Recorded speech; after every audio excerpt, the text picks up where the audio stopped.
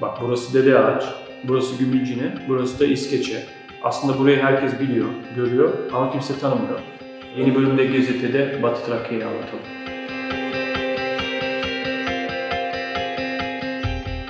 Türkiye ve Yunanistan arasında yaşananları hepiniz biliyorsunuz. Adalar meselesi son dönemde gerginliğin tırmandığı son nokta oldu. Bugün biz de gözümüzü Yunanistan tarafına dikip Batı Trakya sorununu masaya yatıracağız. Artık uluslararası anlamda Yunanistan dendiğinde herkesin aklına verilen sözü tutmamak geliyor. Burada da durum farklı değil. Hazırsanız Gezete'nin 10'unu başlıyor.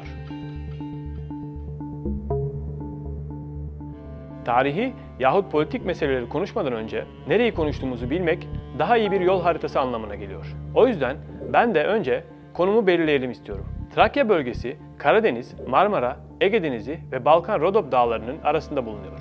Bugün Türkiye sınırları içinde bulunan Avrupa kıtasındaki bölüm Doğu Trakya olarak isimlendirilirken Batı Trakya ise doğusunda Meriç Nehri, kuzeyinde Rodop Dağları, batısında Mesta Karasu Nehri ve güneyinde ise Ege Denizi ile çevrili bir bölgeye tekabül ediyor. Coğrafya dersinde değiliz farkındayım. Ancak burayı bilmek gerçekten önemli. Batı Trakya 3 farklı şehirden oluşuyor. Bunlar Türkiye sınırındaki Dede Ağaç, ortadaki Gümülcine ve batıdaki İskeçe. Bölgeyi dar bir şerit olarak hafızamıza kodlayabilirsiniz. Yüz ölçümü de tam 8578 km². 800 yıl öncesindeyiz. 13. yüzyılda Oğuz Türkleri bölgeye gelmiş ve çoğunluğunu ele geçirmeye başlamıştı. Bu olay bölgedeki Türk hakimiyetinin ilk adımı olarak kabul ediliyor. Ne zaman sona erdiğini öğrenmek için ise 20. yüzyıla gitmeliyiz. Osmanlı Devleti 1. Balkan Savaşı'nda mağlup oldu ve akabinde 29 Eylül 1913'te Bulgaristan ile imzalanan İstanbul Anlaşması Batı Trakya'yı Bulgaristan'a bıraktı. Sonra 1. Dünya Savaşı geldi.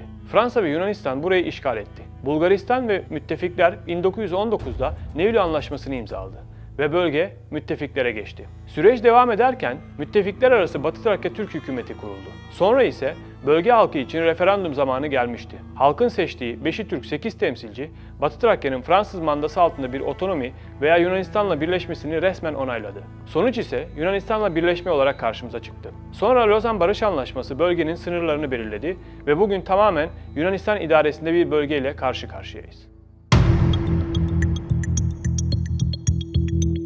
Batı Trakya'daki azınlığın nüfusunun günümüzde 150 bin civarında olduğu ifade ediliyor. Lozan Konferansı'na katılan Türk heyeti ise bölge nüfusunun en az 129 bin olduğunu iddia etmişti. Hatta bu beyan iddiadan çok daha fazlası olup bir gerçeği de ifade ediyordu.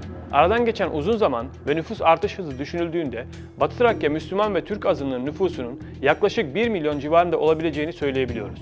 Dönemin Yunanistan Adalet Bakanı Athanassis Kanellopoulos 7 Haziran 1990'da Cumhuriyet Gazetesi'nde yayınlanan demecinde Batı Trakya'da İslam dinine mensup 150 bin Yunan vatandaşının yaşadığını söyleyerek ilk defa 1990'lı yıllardaki nüfus dağılımı hakkında ipucu vermiş oldu. Mevcut bu iddialar Batı Trakya azınlığının nüfusunun sanılanın üstünde olduğunu net biçimde gösteriyor. Yani yine bir kasıtlı yanlış yönlendirme bizlerle birlikte. Lozan Barış Konferansı'na giden heyetin birincil planı Batı Trakya'nın Türklerin elinde bir bütün olarak kalmasıydı. Atatürk de gönderdiği talimat metninde bu konunun altını önemli çizmişti. Türklerin bölgede ezici çoğunluk olduğu gerçeği üzerinden teşkilatlanmaları ve bağımsızlıklarını elde etmeleri gerektiğini net biçimde vurgulamıştı. Türk heyeti, Batı Trakya'daki Müslüman Türk varlığın yoğunluğunu dile getirerek bir plebisit kararı çıkarmayı amaçlamıştı. Ancak Batı Trakya'nın savaştan çok önce Nevlü Anlaşması'yla teslim edilmiş olması, Batı Trakya'nın kaderi önündeki en büyük engeli oluşturuyordu. İsmet İnönü, Türkiye'nin Batı Trakya'yı kendi topraklarına katmak iddiasında olmadığını, yalnızca büyük devletlerin barış programında yazılı olan kendi kaderini belirleme hakkının Batı Trakya'ya tanınmasını istemişti. Türk heyetinin bu görüşüne başta müttefikler adına Lord Curzon ve Yunanistan adına da Venizelos karşı çıktı. Lord Curzon yaptığı konuşmada Batı Trakya'nın 1913'ten beri Türk idaresinde olmadığını, Bulgaristan'a bırakıldığını, bu ülkenin de bu toprağı 1919'da Nevlü Anlaşması ile müttefiklere devrettiğini, bu nedenle Ankara'nın bu konuda söz hakkı olmadığını ileri sürdü. Sonrası malum, plebisit tamamen gündemden çıkmış oldu. Lozan'da azınlıklar konusu yoğun bir şekilde ele alındı. Batılı devletler Osmanlı'nın devamı olan Türkiye'de hem ırksal hem etnik hem de dini azınlıklar olduğunu öne sürerek Türkiye'yi zor durumda bırakmaya ve baskı altına almaya çalıştı. Ancak Türk heyetinin Anadolu'da ırksal ve etnik azınlıkların bulunmadığı tezini ısrarla öne çıkarması sonucu azınlık tanımı dini azınlıklar şeklinde yapıldı. Yani zorunluluk üzerinden ırk merkezli tanım, din merkezli bir tanıma çevrilmiş oldu. Öncelikle şunu mutlaka söylemeliyiz. Azınlığın Türk kimliği Yunan makamlarınca reddediliyor ve azınlık Müslüman azınlık olarak tanımlanıyor. Bunun en önemli nedeni 24 Temmuz 1923 tarihli Lozan Barış Anlaşması. Çünkü azınlığı tanımlayan ilk resmi belge Lozan. Ayrıca 30 Ocak 1923'te 19 maddelik Yunan ve Türk halklarının mübadelesine ilişkin sözleşme ve protokol imzalanmış, protokolün ikinci maddesinde mübadele Batı Trakya'da oturan Müslümanları kapsamayacaktır hükmü yer almıştır. Bu hükümle birlikte bölgedeki azınlığa etabli yani yerleşik tanımı da yapılmış oldu. Batı Trakya azınlığı üyelerine verilen ve yerleşik oldukları belirtilen etabli belgelerinde de Müslüman, gayrimüslim terimleri yerine Türk terimi serbestçe kullanılmıştı. Böylelikle Yunan makamları resmi olarak azınlığın Türk kimliğini de tanımıştı. Ancak buna rağmen azınlığın Türk olduğu gerçeği reddedilmeye devam ediyor. Yani gerçek apaçık ortada ama inanılan bambaşka. İçeriğin başından itibaren söylediğimiz gibi azınlık haklarını güvence altına alan ilk metin Lozan'dı. Ancak tek metin Lozan değil. Yunanistan'ın taraf olduğu kimi uluslararası anlaşmalarda azınlıklara yönelik hükümler de bulunuyor. Bu duruma iyi bir örnek 1965'te imzalandı. Irk ayrımcılığı hakkındaki uluslararası konvansiyonun ikinci hükmü hem bireysel hem de kamusal haklar noktasında ayrımcılığı yasaklıyor. Evet, şu an yapılan ayrımcılık resmen de yasak yani. Yunanistan'ın 1974'te onayladığı Avrupa Temel Özgürlükleri ve İnsan Hakları Sözleşmesi, azınlıkların da sözleşme konusu haklardan yararlanmasını teminat altına aldığı bir diğer çok taraflı anlaşma olarak karşımızda. 5 Mayıs 1999 tarihinde yürürlüğe konan ve azınlık haklarını koruyan Birleşmiş Milletler Kişisel ve Siyasi Haklar Sözleşmesi nedeniyle de Yunan devleti uluslararası yükümlülük altında.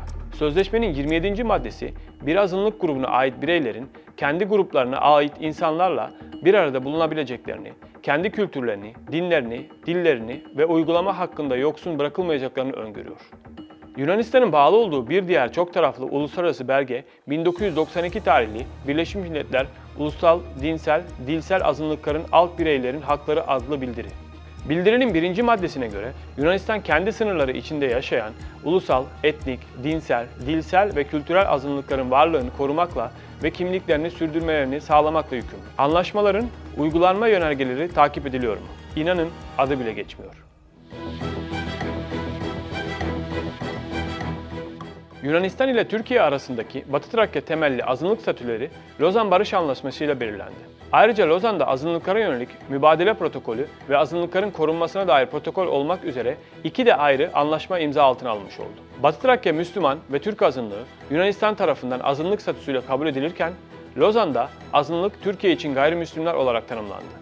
Ayrıca Yunanistan, anlaşmanın 38. maddesinden 44. maddesine kadar olan tüm azınlık hükümlerini de kabul etti. Bu hükümlere göre hukuken garanti altına alınan azınlık haklarının sayısı çok fazla. O yüzden şimdi sadece bir kısmını sayacağım. Yaşam ve özgürlük hakkı, dini ibadet özgürlüğü hakkı, dolaşım ve göç hakkı, yurttaşlık ve siyasi haklar, kanun önünde eşitlik hakkı, kamuda çalışabilme, yükselebilme hakkı, dil özgürlüğü hakkı, okullarda ana dilde öğretimde uygun düşen kolaylıkları görme hakkı. Batı Trakya sorunu en net anlamıyla Batı Trakya Müslüman ve Türk azınlığının Yunanistan tarafından da uluslararası anlaşmalarla kabul edilen hak ve özelliğinin yine Yunanistan tarafından ihlal edilmesinden kaynaklanıyor. Avrupa İnsan Hakları Mahkemesi ile Uluslararası İnsan Hakları İzleme Komitesi karar ve raporlarına geçmiş Yunanistan'ın azınlığa ilişkin birçok hak ihlali mevcut. Mesela Türk kimliğinin reddi buna net bir örnek. Azınlık, Yunanistan tarafından hala Müslüman azınlık olarak tanımlanıyor ve azınlığın Türk kimliği reddediliyor. Örneğin, azınlığın sivil toplum kuruluşlarından İskeçe Türk Birliği, sırf adında Türk ifadesi geçiyor diye kapatıldı. Siyasal haklara ilişkin sorunlar da azımsanmayacak düzeyde.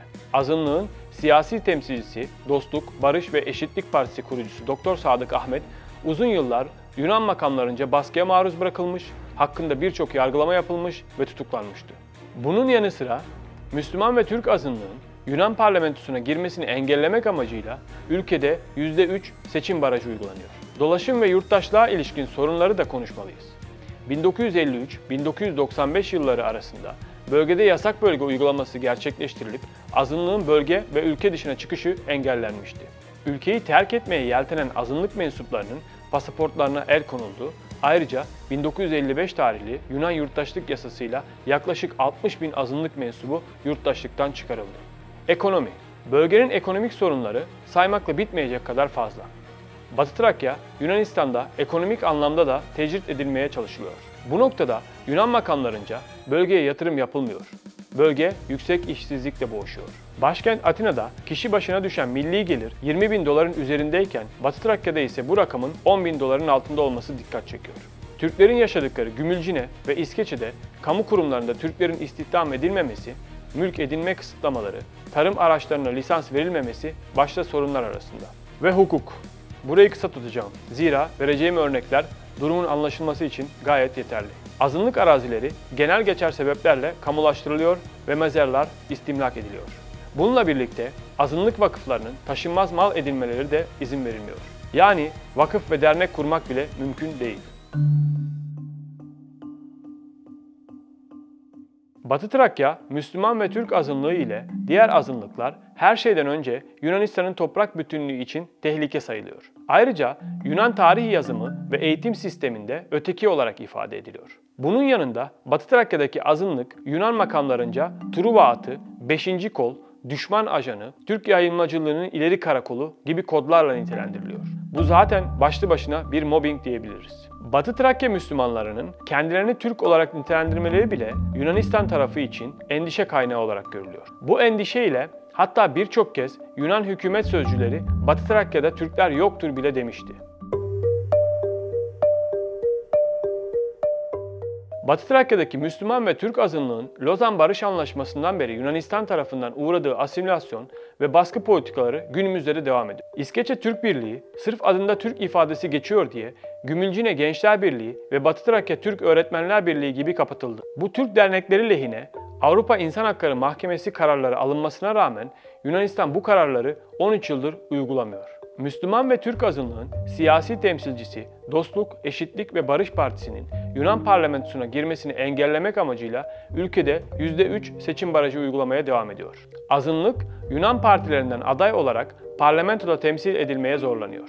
Lozan Barış Anlaşması'na göre azınlığın dini özelliği olması ve kendi müftüsünü seçme hakkı bulunmasına rağmen Yunanistan azınlığın seçtiği müftüleri tanımıyor, bunun yerine Atina kendi müftülerini atıyor. Atina yönetimi bununla da kalmayıp bu müftüleri çeşitli sebeplerle yargılayarak baskı altına almaya çalışıyor. Örneğin Yunanistan Gümülcine seçilmiş müftüsü İbrahim Şerif hakkında bir sünnet töreninde Mevlid-i Şerif okuyarak makamı gasp ettiği iddiasıyla dava bile açıldı. Son olarak azınlığın Türkçe eğitim hakkı da Yunan makamlarınca ellerinden alınıyor ya da sınırlandırılıyor. Örneğin Yunanistan Eğitim Bakanlığı Batı Trakya'da öğrenci sayısının yetersiz olmasını gerekçe göstererek 12 azınlık okulunun daha kapatılmasına karar verdi. Kararla 2011'den bu yana öğrenci yetersizliği gerekçesiyle sistematik olarak kapatılan Türk azınlık ilkokulu sayısı 132'ye yükselirken Rodop, İskeçe ve Evros illerinde faaliyetlerine devam eden toplam okul sayısı 103'e düştü. 10 maddeyi bir cümleyle özetlemeye çalışmak zor gözükse de bir cümle daha kurmak istiyorum. Batı Trakya'da insanların en tabii hakları acımasız biçimde ellerinden alınıyor. Yunanistan imzaladığı hiçbir anlaşmayı resmen tanımıyor.